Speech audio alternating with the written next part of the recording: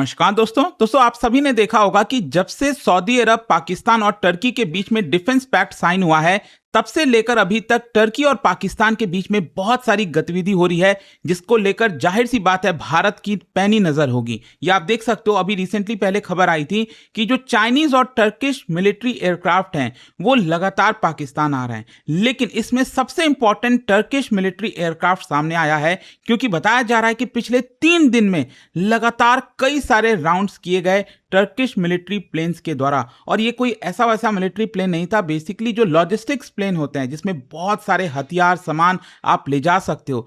तो सवाल यही आता है कि पाकिस्तान क्या कर रहा है, क्या कोई सीक्रेट प्लान है, क्या वॉर करने की कोशिश है? वो सब कुछ मैं आपको डिटेल से बताऊंगा, क्योंकि अल्टीमेटली देखिए, 1 साल पहले जब ऑपरेशन सिंदूर हुआ उसमें बहुत बड़ा सबक मिला पाकिस्तान को, और कहीं ना कहीं उसी को सुधारने की वो कोशिश कर रहा होगा, अपने आप को प्रिपेयर करने की कोशिश कर रहा होगा। तो चलिए शुरुआत करते हैं, लेकिन उससे पहले आप सबको बता दूं कि स्टडी आईक्यू पर आपको मिल जाएगा यूपीएससी का ईपीएफओ एपीएफसी बैच। आप सब जानते हैं कि जब भी ईपीएफओ का नोटिफिकेशन आता है, जितने भी यूपीएससी के एस्पिरेंट्स हैं, जो भी आप अलग कॉम्पिटिटिव एग्जाम्स की तैयारी कर रहे हैं, तो एक बहुत ही अच्छे ऑल्टरनेटिव की तरह ये हो सकता है, क्योंकि ये ग्रेड ए की पोस्ट होती है और यहां पर 80 सीट्स इस बार आई हैं। और आप देख सकते हैं यहां पर प्रॉपर टाइम टेबल के तहत पूरा जो सिलेबस है वो हम आपको कवर कराएंगे। इसमें मॉक टेस्ट, डाउट सेशन, सब कुछ होगा इसी पर्टिकुलर पैकेज में। लिंक कमेंट सेक्शन में आपको मिल जाएगा। यूज करिए कोड अंकित लाइव मैक्सिमम डिस्काउंट के लिए। कोई अगर आपको डाउट है, प्रॉब्लम है बैच को लेकर, ये फोन नंबर भी दिया हुआ है, इस पर कॉल कर सकते हैं। चलिए शुरुआत करते हैं। सबसे पहले देखते हैं कि एग्जैक्टली हुआ क्या है। देखिए, 19 अगस्त से लेकर 21 अगस्त के बीच में बताया जा रहा है कि जो टर्किश C-130 हरकुलिस एयरक्राफ्ट है वो बहुत सारे सॉर्टीज किया बिटवीन टर्की एंड पाकिस्तान। और स्पेशली जब मैं पाकिस्तान की बात कर रहा हूं तो यहां पर रावलपिंडी और कराची, क्योंकि अगर आप देखोगे जो इस्लामाबाद है उसी से सटा हुआ ये शहर है रावलपिंडी, जो कि आप सब जानते हैं नूर खान एयरबेस है वहां पर। और इसके अलावा जो कराची है वहां पर मसरूर एयरबेस है, नीचे की तरफ आप देख सकते हो यहां पर मसरूर एयरबेस। तो जो टर्किश एयरक्राफ्ट है C-130 हरकुलिस, वो कई सारे सॉर्टीज लगा रहा था। कभी इस्लामाबाद आ रहा है, कभी कराची आ रहा है, फिर रवाना हो रहा है, फिर आ रहा है। और पिछले 3 दिन में लगातार कई सारे राउंड्स किए गए, मतलब 60 आवर्स में बहुत सारी गतिविधि हुई है। और देखो ये अनयूजुअल क्यों हो जाता है, क्योंकि देखो अगर आप एक राउंड लगाते हो, टर्की का कोई मिलिट्री एयरक्राफ्ट नूर खान एयरबेस आया, मसरूर एयरबेस आया, एक बार आया तो चलो कुछ खास फर्क नहीं पड़ता है, लेकिन बार बार राउंड्स लगाने का मतलब जाहिर सी बात है कुछ तो यहां पर हो रहा होगा। और जो इंडियन इंटेलिजेंस इनपुट्स हैं वो इंडिकेट करते हैं कि बहुत बड़ा कंसाइनमेंट ड्रोन्स का, उससे रिलेटेड सिस्टम्स का, वो पाकिस्तान को दिया गया है। यहां पर इनपुट्स में यह भी पता चला है कि जो चाइना का HQ series air defence system है वो भी ट्रांसफर किया गया है पाकिस्तान को। खैर, यहां पर जो मैं बात कर रहा हूं ना एयरक्राफ्ट की, C-130 एयरक्राफ्ट, मैं आपको पहले तो ये बता दूं कि भारत ने अमेरिका से ये वाला एयरक्राफ्ट भी खरीदा है, C-130J। आई थिंक हमारे पास शायद 12 के आसपास इस तरह के एयरक्राफ्ट हैं। तो ये जो एयरक्राफ्ट है ये ट्रांसपोर्टेशन के काम आता है। इसमें सैनिक, troops, ammunitions, military equipment, vehicle, humanitarian supply, special force, बहुत सारी चीजें आप कर सकते हो। And that is why C-130 लगातार टर्की से पाकिस्तान आना, ये कहीं ना कहीं दिखाता है कि बड़ा हथियार, इक्विपमेंट और पर्सनल यहां पर सेंड किए गए होंगे। और यहां पर इंपॉर्टेंट देखो एक चीज समझिए, जो टर्किश ट्रांसपोर्ट एयरक्राफ्ट है वो एक लॉजिस्टिक पाइपलाइन की तरह बन गया। मतलब 60 आवर्स के अंदर अंदर ऐसा लग रहा था कि टर्की से पाकिस्तान एक पाइपलाइन बिछी हुई है जहां पर जो वेपन्स हैं उसकी लगातार सप्लाई की जा रही है। अब इन सारी चीजों के बीच में सवाल यही उठता है कौन सा वेपन। देखो, टर्की का जो सबसे पावरफुल उसके पास कोई चीज है वो है ड्रोन्स।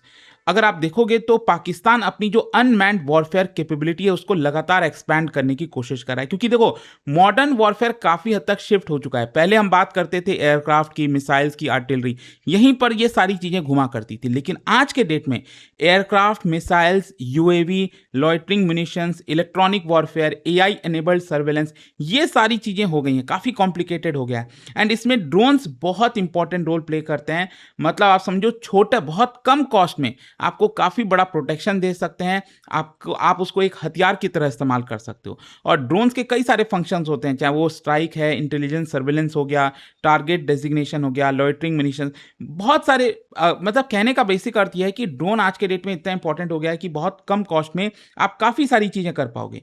और जब भी ड्रोन की बात होती है और टर्की की बात होती है, यहाँ पर जो एक नाम सामने आता है, बैरक्तर TB2, जो कि टर्की का सबसे फेमस मिलिट्री ड्रोन है। इसको मैन्युफैक्चर किया जाता है बैकर के द्वारा।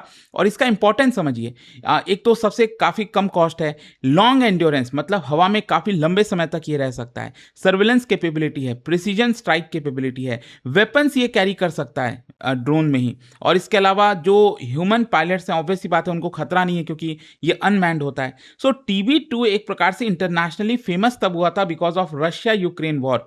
आप देखोगे तो यहाँ पर यूक्रेन ने बड़ी मात्रा में रशियन मिलिट्री के खिलाफ इसका इस्तेमाल किया।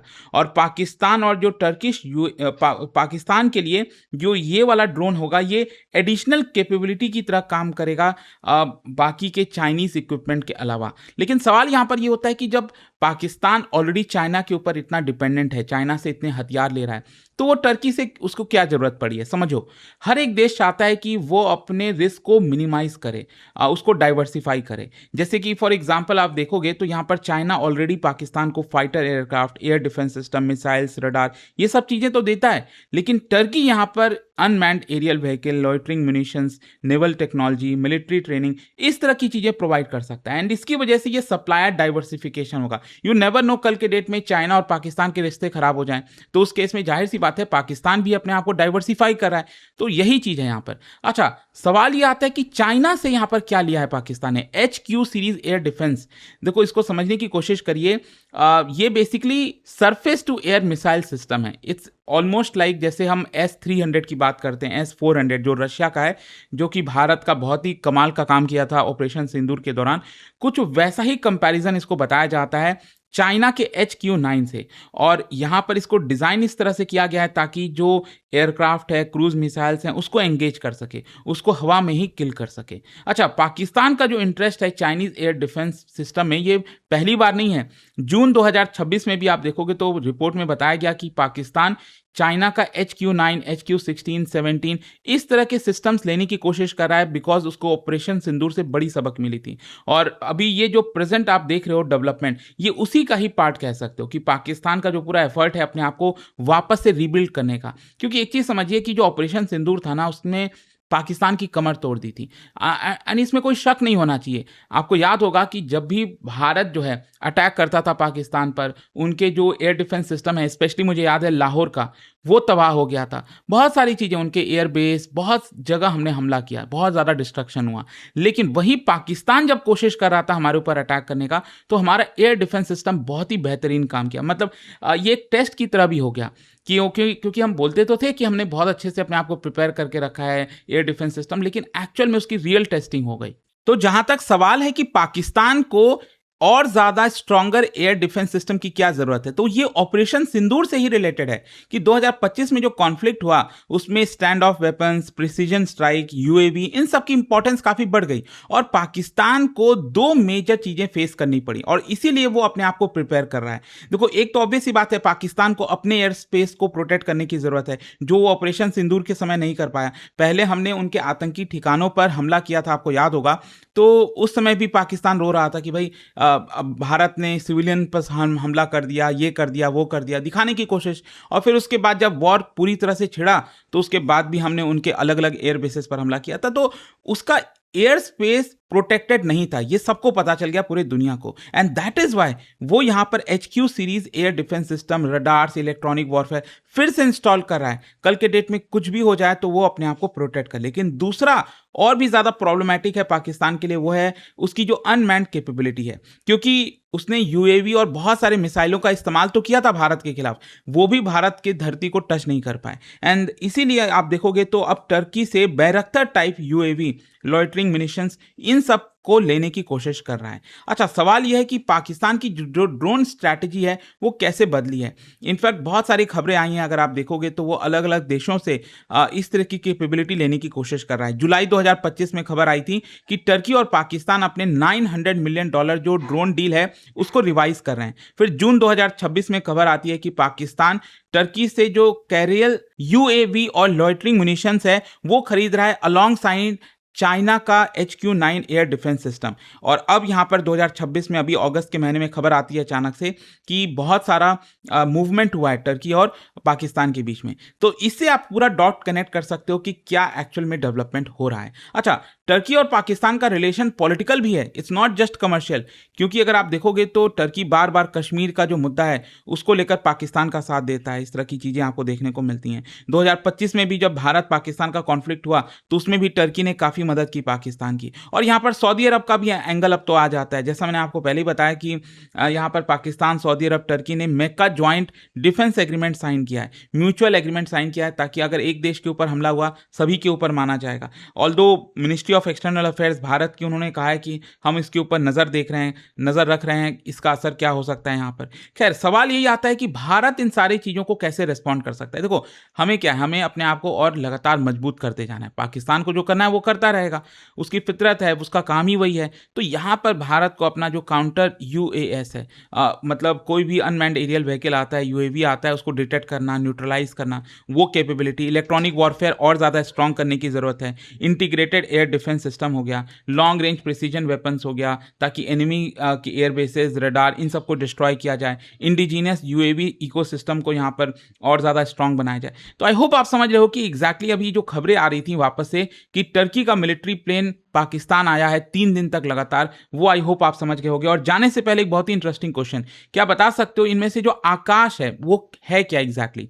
भारत का जो आकाश मिसाइल है, इन 4 ऑप्शन में से आपको बताना है। और इसका जो राइट आंसर आप सब जानते हैं, मेरे इंस्टाग्राम पर तो मिलेगा ही, वहां पर अगर आप नहीं हो कोई बात नहीं, टेलीग्राम से ले सकते हैं इसका सही उत्तर। और दोस्तों, जैसा मैंने आपको बताया, UPSC EPFO की तैयारी करनी है आपको, APFC का 80 वैकेंसी आया है, तो डेफिनेटली आप स्टडी IQ पर हमारे बैच को लीजिए, जिसमें फुल जो प्रिपरेशन होती है, कंप्लीट डाउट सेशन से लेकर मॉक टेस्ट सब कुछ आपका कवर किया जाएगा। लिंक कमेंट सेक्शन में दिया हुआ है, यूज करिए कोड अंकित लाइव। कोई भी डाउट है, प्रॉब्लम है, तो ये फोन नंबर भी है, इस पर कॉल कर सकते हैं। स्टडी IQ IAS, आपका सिलेक्शन हमारा मिशन।